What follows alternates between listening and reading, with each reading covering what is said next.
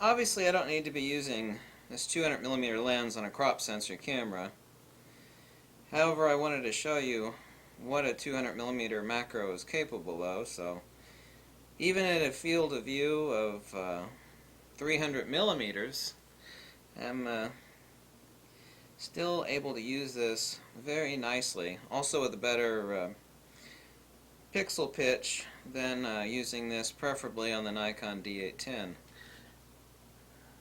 As you can see,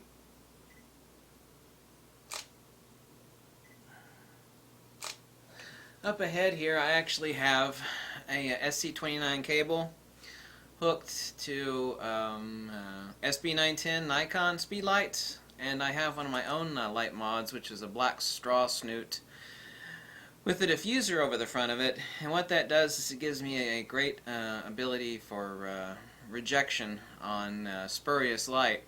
Most important thing in photography obviously is lighting, but the one thing people don't think of is like, well, I've got plenty of lighting, and they drop a lot of light and they'll get the exposure correct, and like, well, yeah, I've got all this professional lighting equipment, but why does it still kind of look like a a well-lit snapshot? And it's about control.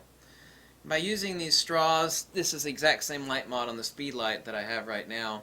It's actually just a pack of black soda straws crammed into a laminated black piece of construction paper, laminated. So this one's years old. I mean, it's still going strong, and here's the second one. It's not that old, but I mean, this isn't much wear. I just put some industrial Velcro, which everybody's speed light should have industrial Velcro on it. Shooting in manual mode at f/22 at 1/800th of a second. So I am doing high-speed sync on the Nikon D500. Another important thing too, even in brightly lit situations, like if you're shooting bugs outdoors with macro, actually having autofocus assist. This is the one time where having this cable, this is not the sort of setup obviously you're going to use for bugs outdoors, but having some sort of autofocus assist is really important. If you don't have autofocus assist, like the Nikon D500 does not have autofocus assist, but like a flashlight, I've actually seen some people for macro photography tape a flashlight off on the side of a little bitty one, off on the side of their lens. Now with this one it'd be a little harder. You'd have to tape a larger flashlight and use that as autofocus assist. Typically at higher shutter speeds, is obviously that illumination is not going to affect the subject that you're shooting. Rather the speed light illumination is. But the great thing about this is that like a normal lens, really, with 200mm I'm able to back up so far. And the reason that I didn't get the 200mm macro before is because I've already got so many macro lenses. I had all the bases covered, including, yes, I own one Sigma lens, 150mm 2.8 Sigma, with really, really, really noisy image stabilization, by the way. But you don't need image stabilization. I mean, the depth of field is so shallow on most macro anyway. I mean, I have it dialed up. F11 is about as low as I want to go in most cases, especially if it's something moving, like little bugs flitting around on a flower. I mean, anything below f11 is just too shallow on the depth of field. These images, by the way, are absolutely marvelous. So glad I got the lens. The lens is overpriced, the 200mm macro. Let me take this off here gently and put a shell on here. These are some boring subjects, but these give you some ideas of what it is you could do. So I've got a great deal of side rejection, so it's not only about lighting, but about being able to give edge definition. I mean, if I were just to blast this shell with its minuscule grooves, it's just going to show up as a flat shell. A lot of thing about depth perspective is not only a good lens for good saturation and good intertonal value of the micro contrast, but having significant rejection in the lighting that you have to give definition to someone's face. And what applies to someone's face also applies to macro photography as well. Now when it comes to a moving subject like bugs or insects, you don't have much of an option, but using a flash bracket, which I didn't bring out here right now, using a custom T flash bracket, I can actually place the softbox on it, or use this softbox right off on the edge, where I'm actually able to give contrast definition to the subject that I'm shooting, whether it's moving around or not, Or with the straw, I would not recommend this with moving subjects, rather for static subjects, because the rejection is so strong that moving this one way or the other, or the subject moving, radically changes the lighting of what it is you're doing. And since I actually placed this shell back on the stand, I'm probably going to have to move the lighting because the rejection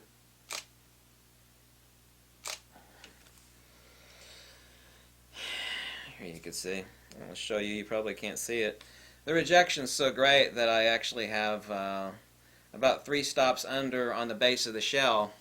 Just normal, if I were just to drop a diffuser onto this speed light, so what I'm going to do is I'm going to move it back this way a little bit and down. So I'm still able to have definition, but not like 4 stops differentiation between the top of the shell and the bottom of the shell.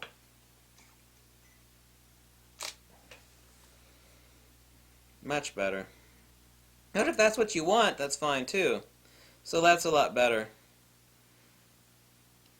A lot better. That's the sort of shadow definition that I want. Everything, whether it's portraiture or macro or anything that you're shooting, obviously you don't really have much control over landscapes, of course. Everything is about knowing what you have in your head as far as what you want your image to be, as far as where the tonal values of your subject fall. Your specular illumination, where do you want it to fall? And secondly, what percentage of where it falls do you want it to cover? I mean, do you want it to cover most of your subject? Or do you want it to cover a little bit of your subject? And what percentage of the shot do you want it to comprise? And that's the great thing about tabletop macro. This is not my table for doing macro photography, by the way. Another thing that I actually use on top of this is using basically a macro softbox, which is my own invention. Right here, I've even got a longer one here, so I'm actually able to bring the speed light further out of the scene. You can see the difference, but they're all pretty much the same. Here we go. I'll open it up and show you what I have inside. This lens has been a lot of fun. I actually should have got this lens earlier, but like I said, I had so many macro lenses. Just didn't need them. It only takes me about 15 minutes. I've made quite a few of these for people. I don't like to make them because I get sick of sitting in front of the laminating machine and, building these things up. But here we just have some laminated construction paper. This sucker's like almost 4 years old. Here you can see a diffuser made out of laminated tracing paper. And this is just a piece of the same black construction paper that's laminated with some aluminum ducting foil on it. What happens is that the speed light comes through. Let me place this back together. Speed light comes through, it hits the sloping reflector here, and then it drops that light right out. And what I'm able to do with this, which is so magical, and this is great for a lot of stuff, not just macro, is everything is about light rejection. I mean, so you can blast a lot of light. You can buy some professional lighting equipment and stick a huge ass softbox on it. And I'll see that like from Sears photographers and these idiots that set up. And it's fine to not have nice saturation and nice composition, nice background. That's fine, but the subject's got no definition. Is that they'll blast the subject with light, and that's very easy to do. They'll stick one 45 degrees incident to the subject and another one 45 degrees incident to the subject, and the whole subject is just drowned with light, and there's no definition. However, sometimes that's acceptable when you actually drown a subject and give it no definition as far as there's no shadow. Everything is just a diffuse midtone. There's no specular, there's no shadow, it's all diffuse midtone. If you got someone with an ugly face or like a really long nose, one thing you definitely don't want to give is shadow definition to someone that has like a Pinocchio proboscis, right? So it's like, hey, this chick's got a long nose, let's let's blast it with light. I'm actually able to stick this up here with my speed light and get a softbox effect on my subject. Everything in macro is about not sticking your lens up the ass of the subject that you're shooting. This is fine. I certainly don't need a 200 millimeter sitting here on the tabletop to take a picture of this. I mean, even 60 millimeters is enough. However, it's a little bit too close. Like shooting live subjects, being able to back away and just use normal lighting. The notion that you're able to get 1-to-1 reproduction rate on what it is you're shooting with a macro lens and back the hell up and actually shoot it like you would use a normal lens, that means you're able to drop in lighting and you have a lot more elbow room to light your subject how the hell you want, like I have here. So that's the reason why not only do I have it on the 200 millimeter here on the table, taking a shot of the shell and some other stuff, And I got a lot of different macro stands that I use. I got one over here. It's a clamp. You can actually see that I'm actually able to stick little arms and actually clamp stuff in to take macro shots of it. And I'll use like infinity backgrounds, and I'm not using that right now because then you couldn't see what I'm doing. To add to contrast, and I've got black construction paper, silver construction paper, blue. I mean, as far as, there's nothing more easy because everything is at the level of Barbie doll, right? Dollhouse set up for photography. That's why, well, the lenses for macro are quite expensive, obviously, especially this one. This one costs a fortune. The lighting is easy. I mean, all these are homebrew things. Like if I wanted to illuminate just, and I mean just, like the center crack of this little bismuth crystal that I made, it's like, how the hell would you just illuminate the center part of that? I mean, even this is too much for that. And I've done that. The easiest way to do that is to use a single piece of fiber optic. I use a 3 mil fiber optic, which of course using a speed light is kind of overkill. But I'll use a speed light and a single strand of fiber optic, and I'll point it right into the center of that. I'll actually encase it in a straw. I'll stick the fiber optic halfway down a straw, and then I'll actually point it right at the center, and I can actually just give illumination to the center part of this crystal only. Anyway, this lens is fun. I should have gotten it earlier, but like I said, I just have so many macro lenses.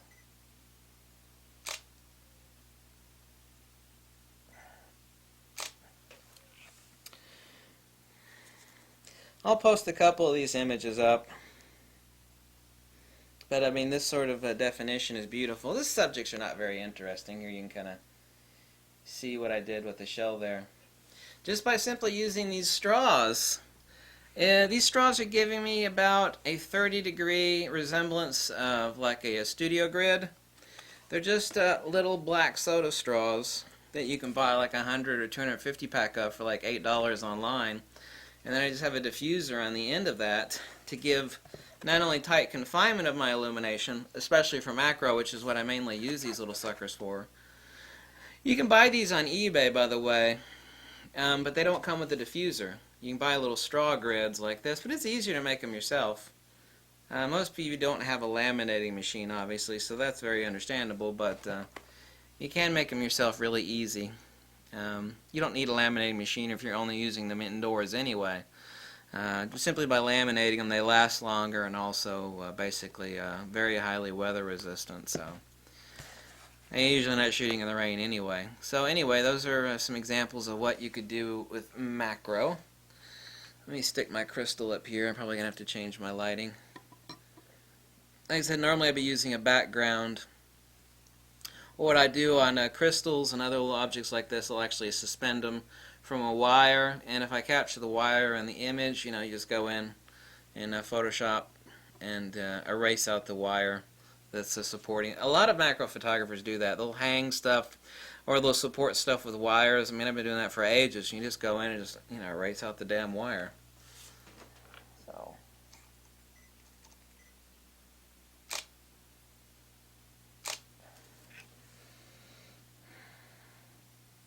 beautiful.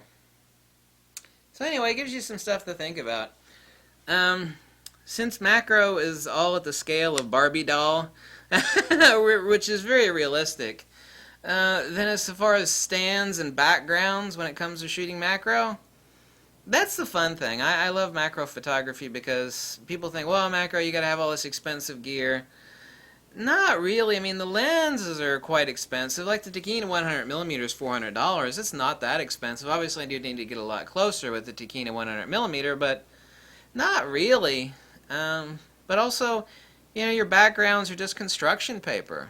Infinity backgrounds and construction paper of various colors. All your lighting mods are very, very tiny. I mean, you obviously don't need hardcore serious power when you're talking about shooting a tabletop or even outdoor macro. So it's a lot of fun. And I'm glad that I now have, with the 200mm, the ability to beep, beep, beep, back up and drop some more lighting in and have better elbow room now that I have the 200mm macro. I used it like 5 times before, but I thought, I used to do macro a lot more than I do now, but I mean, I was like, the Tachyna 100mm suffices for most things. But this extra elbow room and You know, the image rendering from this rather expensive lens, I mean, it is $1,800 for God's sakes, is worth it. It is a bit overpriced, but it's hardcore, all metal, made in Japan. They're probably not going to make it much longer. They've already discontinued it once and brought it back out again. It kind of comes and goes. Nikon decides to make it for a while and then stops deciding to make it. They're probably going to permanently not make it anymore. So, anyway, there's some little hints on macro photography. Thanks for watching. If you like this video, you can drop a buck or two. Tell me to jump off a cliff or order a pizza. Just kidding. Not really. Thanks for watching. Bye.